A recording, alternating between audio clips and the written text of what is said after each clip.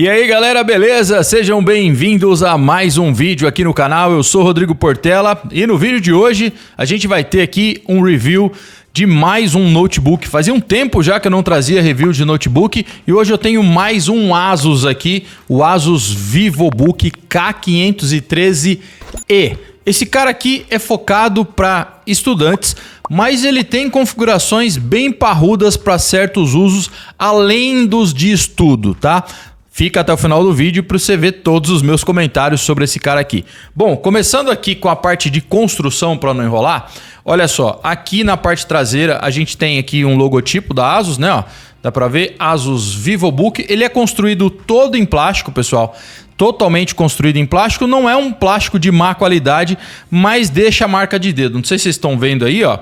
É um notebook de 15.6 polegadas, ele tem uma tela bem grande e tem uma borda relativamente fina. Não é das mais finas, mas é uma bordinha relativamente fina. Se a gente ver aqui, ó, olha só como que é a tela dele, 15.6 polegadas e as bordas nas laterais são mais finas. Na parte de cima não tão fina por conta de ter que abrigar aqui a câmera, né? A câmera de 720p aqui para fazer transmissões de Skype e essas coisas. Aqui na parte de baixo dá para ver já o teclado, que é retroiluminado, esse teclado retroiluminado no padrão já português, então você tem o C cedilha aqui, você consegue digitar o interrogação, por exemplo, fazendo a combinação de Alt GR mais o W, e aí você consegue digitar. Tem teclado numérico também, então dá para ver aqui, ó, teclado numérico na lateral. Essas teclas não são tão grandes, eu gostaria de vê-las um pouquinho maiores. Mas por conta de ter um teclado numérico, esse espaço aqui fica um pouco reduzido, tá? A digitação é bem confortável, não é ruim de jeito nenhum. E a tecla Enter aqui, ó, ela é ressaltada pela cor verde. Para aquela galera que fica preocupada com digitação, não deve ser o problema nesse cara aqui. Você consegue digitar plenamente. A digitação do teclado é bem gostosa, não incomoda de jeito nenhum. O que eu achei um pouco pequeno é esse trackpad aqui, né? O trackpad é relativamente pequeno pelo tamanho do produto. Eu gosto deles um pouquinho maiores, então dá para você utilizar aqui com um dedo, dá para clicar com força, né? Ó, dá para escutar o clique, dá para colocar dois dedos para utilizar como um toque segundo, toque direito do botão do mouse. E além disso a gente já vê as configurações do produto aqui, ó, nesses muitos selos que as marcas sempre acabam mandando. Dá para ver aqui já que ele tem áudio da Harman Kardon, né, calibrado ou certificado pela Harman Kardon. Aqui 85% de proporção de tela, né, de corpo tela. Tem aqui a inclinação, né, ó, e tem microfones aqui com cancelamento de ruído, saída de áudio com cancelamento do ruído. E aqui na traseira fica a saída de áudio realmente, tá? Então, ó, você tem aqui a parte de refrigeração, né? Aqui nessa parte de trás, e a saída de áudio fica aqui nas laterais, ó. Eu não gosto pessoalmente de saída de áudio na parte traseira. Ele tem aqui o pezinho na parte traseira um pouquinho mais alto, que é para deixar ele mais ergonômico na hora de digitar. Ele não tem aquela tecnologia que a Asus utiliza nos outros notebooks de linha mais acima da Asus, que é o Ergolift. Então quando você abre, ele não se inclina totalmente sozinho aqui, ó, tá? Então ele tem os pezinhos aqui nessa parte aqui já mais altos. Na lateral direita aqui, ó, vocês já estão vendo aqui, a gente vê várias conexões. A gente tem a conexão para energia aqui, e essa conexão de energia, eu gostaria de falar que poderia ser uma conexão de energia via USB tipo C, não é, Asus? Eu acho que poderia. A gente tem conectividade USB tipo C aqui, vou acabar mostrando que ela tá logo aqui do lado, ó. Tá vendo? Você tem uma USB-C, mas ela não é para carga. Então a conexão é feita com esse pino aqui, que é este carregador aqui que a Asus manda na caixa. Além do notebook vem um carregador e vem vários adesivinhos para você colocar na traseira do seu notebook, que vai impedir, aliás, de ele pegar tantas marcas de dedo. Adesivos bem legais que eu já vou mostrar para vocês. Ele vem com esse carregador aqui então, ó, carregador de 65 watts padrão normal, que não é USB tipo C então, tá? Padrão brasileiro aqui. Poderia ser USB-C, mas não é. Seguindo para o resto das configurações aqui dessas portas, a gente tem aqui uma HDMI full size, legal de ter uma HDMI de tamanho grande. A gente tem uma USB 3.2 aqui, né? Padrão USB-A, USB-C também 3.2, conexão para fone de ouvido e microfone na mesma, e aqui uma entrada para leitor de cartão micro SD, aqueles pequenininhos que você pode colocar em GoPro, tá? Então você tem todas essas conexões desse lado e virando para o outro lado aqui a gente tem mais duas conexões de USB, dessa vez USBs 2.0. São 3.2 do outro lado, USB-C e USB-A, e aqui duas USB-A padrão 2.0 nessa lateral. Aqui a parte de trás que não tem nenhuma conexão, nem energia, que fica tudo na lateral. Ele vem com Windows 10 Home, tá? E tem um processador aqui que eu diria que é a belezura desse cara. Ele tem um processador muito legal, que é um Tiger Lake. É um Tiger Lake de 11ª geração da Intel, é o 1165 G7 rodando aí de 2.8 GHz até 4.7. Então ele pode rodar mais de boa, mas mesmo de boa desse cara já é um núcleo bem alto, rodando com uma frequência alta. Então a gente não está falando aqui de um processador que tem um desempenho ruim. Ele tem um ótimo desempenho, tem 4 núcleos, 8 threads, esse cara tem 12 MB de cache e ainda tem uma Intel Iris Xe, que é um processador gráfico integrado nesse processador que faz um papel muito bom. Ele não é tão forte, mas ele economiza energia e ainda assim é potente. Ele tem uma outra placa de vídeo aqui, que é a Offboard, que é uma placa de vídeo MX330 da NVIDIA. Essa placa de vídeo é boa, mas eu diria que certas comparações com esse mesmo chip gráfico integrado da Intel, o Xe, contra esse MX330, às vezes vai dar uma vantagem até para o chip integrado do próprio processador. O que é legal porque alguns aplicativos de edição de vídeo até hoje não fazem muito bom proveito do próprio processador externo, de uma GPU externa, off-board, né, dedicada, aliás. Então é bom você ter isso direto no processador às vezes. O desempenho aqui é muito bom, você não vai ter problema nenhum para editar fotos, para editar vídeos. Não é o foco desse cara. Já vou falar por que não é o foco. O foco desse cara é para estudante. Então, se você está começando a faculdade agora, vai cursar um curso de 4 anos, pode comprar esse cara de boa, que você vai ter desempenho muito acima do que você vai necessitar. Digamos que você não vá trabalhar com uma faculdade de nada gráfico, né? Porque se for alguma coisa gráfica, por exemplo, se for utilizar AutoCAD neste cara aqui, com essa placa de vídeo aqui off-board, ou essa interna que já vem no próprio chip, né? Eu não diria que eu recomendo para você. Para você utilizar um AutoCAD 2020 aí, recomendado no mínimo seria essa plaquinha gráfica aqui para rodar no mínimo. Dá para rodar? Vai rodar. Mas a indicação aqui seria 4 GB dedicado, numa placa de vídeo com 4 GB dedicado para trabalhar.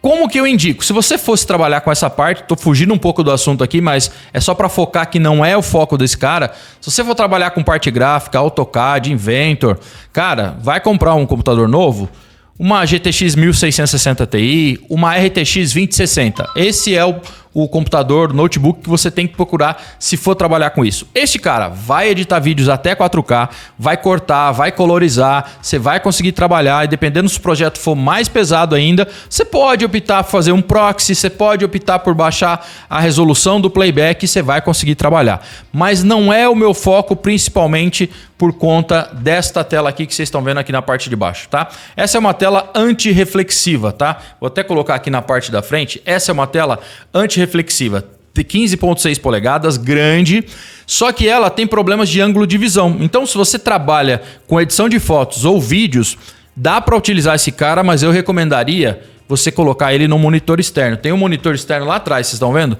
Então, ligando esse cara no monitor externo, eu consigo uma qualidade boa para saber como é que eu estou editando e não ter esses problemas de ângulo de visão, porque essa tela, ó, você vai virando, ela, tá vendo? Ó, você perde totalmente, principalmente o ângulo, o contraste dela, ó. Você vai mexendo, então você perde. É uma tela muito boa quanto ao reflexo, mas não é um computador ou notebook projetado para você trabalhar com edição de fotos ou vídeo, coisa que você precisa de saber qual que é a cor exatamente do que você está trabalhando.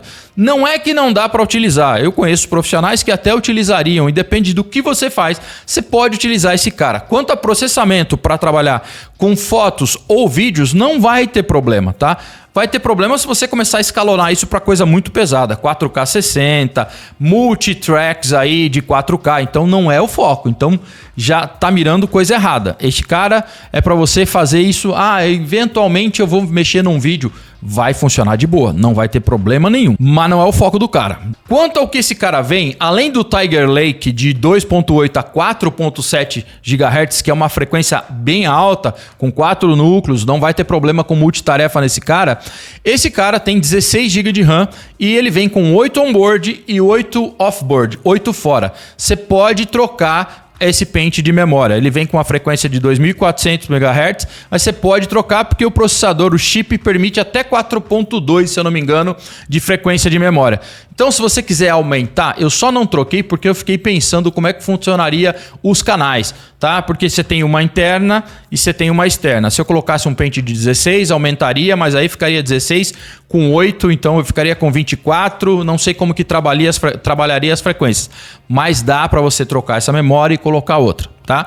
O armazenamento interno também é um armazenamento SSD M2. A velocidade do M2 que vem nesse cara, eu consegui velocidade de 1.200 MB de leitura e 1.000 em gravação. É uma velocidade boa, longe dos tops de linha, mas você pode trocar esse armazenamento caso você queira, porque eu abri esse cara e vi que dá para trocar. Então, diferente de outros notebooks da própria ASUS, você não fica tão preso nesse cara. Você pode trocar a memória, você pode trocar o SSD M2. Quanto à performance desse cara em tudo, pessoal, tudo que eu fiquei utilizando durante esse tempo que eu tô com ele, é um notebook lançamento, não tive problema para nada. Obviamente que você não vai ter problema para navegar na web, para escrever texto, isso aí, nenhum computador é para ter esse tipo de problema. Mas não tive problema nem editando vídeo, que é o que eu faço aqui no canal. Então eu consegui editar vídeos em 4K 24 tranquilamente, consegui colorizar, consegui exportar. É o que você vai ter um tempo um pouquinho maior de exportação, tá bom? E se você quiser trabalhar com proxy, você pode fazer até chover nesse cara aqui.